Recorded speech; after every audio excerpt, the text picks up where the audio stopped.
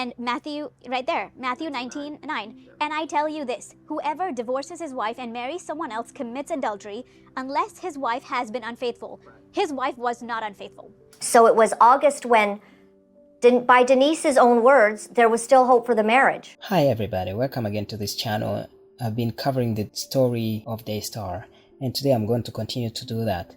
In today's video, I'm going to cover Doug Weiss, the timeline between when Marcus Lamb died to when Joni Lamb and Doug Weiss got married. We're going to see the timeline in there. We're going to look at Doug Weiss himself and see if he is a man of his word, if he is a man of character, if he is a man of God as he professes to be. So this is a timeline. November 30th, 2021. That's the day Marcus Lamb passed away due to complications related to COVID-19. He died at the age of 64. 2 months later, that means early 2022, only in January 2022, Mr. Doug Weiss filed for divorce from his wife, Lisa Weiss. He was there, he was aware, and then 2 months after the memorial service, he files for divorce of his wife of over 30 years. And then, as soon as the divorce is finalized in May of 2021, they're texting regularly as early as June of 2021. And in May of that year, May 2022, the divorce was finalized. After more than 30 years of marriage, Doug Weiss just walked away from his marriage without giving a simple explanation as to why. He just said that he was tired of it and he's out of it. In fact, he said that he was abandoned. But we see later that this claim is not really supported by any evidence at all. And then a few months later, in August 2022, Doug Weiss and Joni Lamb began dating. But all this while, since January until August, they had been talking and texting and just conversing and having discussions here and there. And Joni Lamb was liking the conversations that they were having. Yes, and when we look at the whole timeline, it does, Julie Royce has released the receipts for the honeymoon. And, if we could just give everyone a timeline, because it gets a bit complex, but your father died November 30th, 2021. Correct. By June of 2022, your mom says that she, was enjoying, hearing from Doug, and she also shared that with me when I was on set, that she began to realize she just enjoyed the talks, the calls. It wasn't a dating thing, but it was warm and they were talking and she enjoyed that. In October 2022, Joni makes a down payment for the honeymoon, but this down payment is made before they get engaged. And on December 31st, 2022, Doug Weiss proposes to Joni Lamb on New Year's Eve. The engagement took place on December 31st, 2022. Yes, and when we look at the whole timeline, it does, Julie Royce has released the receipts for the honeymoon. By what we see on the receipts for purchasing the down payment of the honeymoon, that's by October, I believe. The first one, the first receipt, the down payment for the honeymoon is October. So things have progressed. So we got, July, August, September, we're engaged, or we're thinking about getting married by October, but we don't announce our engagement until December 31st or New Year's, Yeah, actually, Miss Laura, that was actually something that I didn't even calculate until I don't know if it was you or somebody else, until yesterday, that my mom put the down payment for the honeymoon 2 months before she was even engaged. So, that just shows you how quickly she was working towards this marriage, that she had already decided to plan her honeymoon before the engagement. And so they get engaged December 31st of 2022. And again, there's just a lot of secrecy and deception around the relationship that most normal people, when they get engaged, they want to shout it to the rooftops. But because my mother was marrying Doug and, he was coming off a divorce, she kept it quiet. She waited. It wasn't until March of 2023 that she publicly announced her engagement to Doug. So you have all of January, all of February, and half of March where the world doesn't know, but she's engaged to Doug. And then she needed that time to kind of get everything aligned. She got with Jimmy, and they came up with this idea to have Jimmy Evans come on her table talk show and do the announcement. But before they announced that Doug was her fiance, Jimmy did the infamous, it's okay to get divorced because of the 4 A's: addiction, adultery, abuse, and abandonment, and did that whole, justification of the marriage. And then they introduced Doug at the end of the show. And in June 10, 2023, Joni Lamb and Doug Weiss got married. So if you look at this timeline, you will see like from the time Marcus Lamb died on November 30th, 2021 to June 10th, 2023, there is 557 days, which is approximately 1 year and 6 months. This is the time it took for Doug Weiss and Joni Lamb to get married. 1 year and 6 months. Now I'm going to focus my attention on Doug Weiss. Here are the red flags that I see. Number 1, Doug Weiss is a Christian, or he claims to be a Christian. And if you are a Christian, you can't leave your marriage for 30 years and quickly get into another relationship and marry somebody else just like that. And Matthew, right there, Matthew 19:9. And I tell you this, whoever divorces his wife and marries someone else commits adultery unless his wife has been unfaithful. His wife was not unfaithful. At least you should have to give yourself time to reflect. So from a Christian perspective, he is not living the message. Is it okay for somebody to divorce and marry? Yes, it's okay to divorce and marry. You have to use the Bible to guide you into those decisions. And you don't have to go into it very fast. You just have to let the Lord lead you and guide you and give yourself some time to be able to move over from the previous relationship so that you can start a new relationship. Red flag number 2. There was no biblical reason for separation, no abuse, and no infidelity. In Matthew chapter 19 verse 9, the Bible says, I tell you that anyone who divorces his wife except for sexual immorality and marries another woman commits adultery. So Jesus explicitly mentions sexual immorality or porneia as a valid reason for divorce. So that's reason number 1. Reason number 2 is abandonment by an unbelieving spouse. 1 Corinthians chapter 7 verse 15, the Bible says, but if the unbeliever leaves, let it be so. The brother or sister is not bound in such circumstances. God has called us to live in peace. So if somebody who doesn't believe walks away from the marriage, let them go, then you can marry. But the problem here, Doug Weiss is a Christian. His ex-wife, Lisa, is a Christian. From Lisa's perspective, Doug Weiss is the one who was walking away from the relationship. He's the one who abandoned Lisa. But Doug Weiss is saying, Lisa abandoned me. I was abandoned. I was in bondage. Somebody's lying. No, I'm just saying, wouldn't that be the most honoring thing before the Lord? It's not honoring to be abused. It's not honoring to be abused. It's not honoring to be neglected. It's not honoring to be untouched and unloved. It's not honoring to do that. Okay?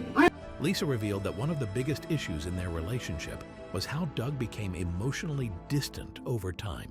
She explained that their connection, once strong, began to weaken as Doug's focus shifted elsewhere. It wasn't about fights or dramatic arguments. It's about the slow and painful realization that Doug was pulling away. Lisa described feeling invisible in her own marriage. She said Doug became so engrossed in his work that it felt like his career was his true partner. Red flag number 3. Pastor Jimmy Evans called it a spiritual adultery. Sometimes when you can't define properly what it is, you can invent a name or find a way to define it biblically so that it makes sense. But in this situation, it doesn't really make sense. Red flag number 4. Pastor Jimmy Evans did not want to hear Lisa Weiss's side of the story. This is another big red flag. And then here's the other thing, is Jimmy Evans and my mother, he was the one that basically gave the spiritual approval to this marriage. Jimmy Evans never talked to Lisa, the ex-wife. He only got one side of the story. Right. So that was very troubling. And then we were barred from speaking to Lisa. You know, they just said, you know, you don't talk to her or whatnot. I'm not going to talk to Lisa. I didn't talk to Lisa, and I'm not going to defend myself on that. Okay. How can you say that you are a marriage counselor and yet you don't want to talk to both parties? You have to talk to everybody so that you get a full picture of what's happening, so that you can make a determination whether the divorce was warranted or not. Jimmy Evans did not do that because he had already decided that Lisa was guilty, Doug Weiss was wronged, so they had to separate. But as a counselor and a biblical counselor, you main aim is to unite, trying to find a way to bring harmony between the two parties so that they can reconcile. But Jimmy Evans, he did not try to do that, so he is not living the message of the gospel. Red flag number 5. Doug Weiss himself is a marriage counselor and a sex therapist. If he was counseling others, he should have been able to counsel himself and his wife. So he was not practicing what he was preaching, which is a big deal. And the other problem with this was that he had deceived people by counseling people under the guise that he had a great marriage for, I think, over a year period. Right. And then he didn't let people know until well after the fact that he was divorced. Jonathan got on the phone, confronted him. And so there is a deception from the beginning with their relationship, that he didn't disclose to his clients that he had been divorced and that he was dating my mother until after they had seen each other for quite a while. Number 6. Doug Weiss did not want to reconcile with his wife. He is telling other people how to live and how to stay in their marriage, but he doesn't want to reconcile with his wife. No, I'm serious. Wouldn't that be the best solution before God if you guys could get back? But what you didn't trust is I gave 1,000% to make that possible. 1,000%. My heart cried out for her to do that. Okay, I gave it 1,000%, and you're saying, oh, well, just keep doing it. Okay. And Denise knows that she spoke with Lisa in August. So it was August when, by Denise's own words, there was still hope for the marriage. And said, you know, Doug is in Colorado and his wife, ex-wife, had been begging him all day to reconcile and to choose her. And then Joni was like, it makes me want him more. Shows me what a great husband he'll be. Yeah. He had already made a decision. He had seen that Joni was alone and he wanted to go into that relationship. So there was nothing else that you could have done to stop him from doing that. So that is really a shame. Number 7. Lisa was forbidden to talk. And Lisa had been quiet for a long time. And Jonathan Lamb and Susie Lamb had been forbidden to talk to Lisa. They were like, nobody should talk to Lisa. Let Lisa be alone. That's another big red flag. Why don't you want anybody to talk to somebody that you are separating from? Because maybe there is a story that you don't want to come out. Perhaps what you're saying might not be the full truth. That's another big red flag. Red flag number 8. Doug Weiss was Marcus and Joni Lamb's therapist and counselor after Marcus' infidelity, and then went after his client, Joni Lamb. This shows lack of professional and ethical conduct. My mother and father were going through counseling after my dad had the affair. They went to Doug Weiss's counseling center for an intensive, and that's where you go through like every little detail of the situation. And basically I was told that Doug put my dad through the proverbial ringer, so he knew like all the details about all the intimate parts of their marriage and what went wrong, etc. And so here's the man with that knowledge. Now fast forward to 2023, and he's now passionately pursuing my mother for a hand in marriage. And of course, that's against, you know, all kinds of ethical best practices for counselors. It's highly looked down upon to ever pursue a relationship with a former client. And I really felt bad for Joni because I felt like it was a manipulation tactic on Doug's part. You know, see how much I'm wanted. Because even in the beginning, by June, yeah, the things he was texting her, I could see right through it. I don't want to judge it, but it was like, you know, women say this to me at the gym, and God told me not to hunt. You know, He has the woman for me, and it made Joni's heart flutter. And he would send her these long voice messages every morning, a prayer, "Your daddy's girl," and I wanted to just be happy for her, but I could see right through it. So personal integrity. If you're a therapist, you cannot go after your client. And having counseled Marcus and Joni after the affair, they confided in you. They gave you more details as to what was happening in their marriage. So when Marcus died, you knew everything about Joni's life and what she wanted and what she wished to have. So you knew everything. You knew which buttons to push to get into her heart. So I can look at this as a person who deceived this woman so that he can get access to her heart. Red flag number 9. He did not disclose to his client that he was divorced. So he was still counseling people without even mentioning that he was a divorcee himself. So that lack of transparency is very concerning. Red flag number 10. He made a crazy statement after Marcus' death. That suggests that he wanted Marcus dead. And this is a fact. Whenever my dad had the memorial service in December of 2021, He is on record saying that he was the first person to see the casket open up, and he made a crass remark saying he wanted to make sure that my dad was still there. He told the whole Daystar So staff he- that Marcus was still there. That was just not a good thing to say, especially if Marcus was really your friend.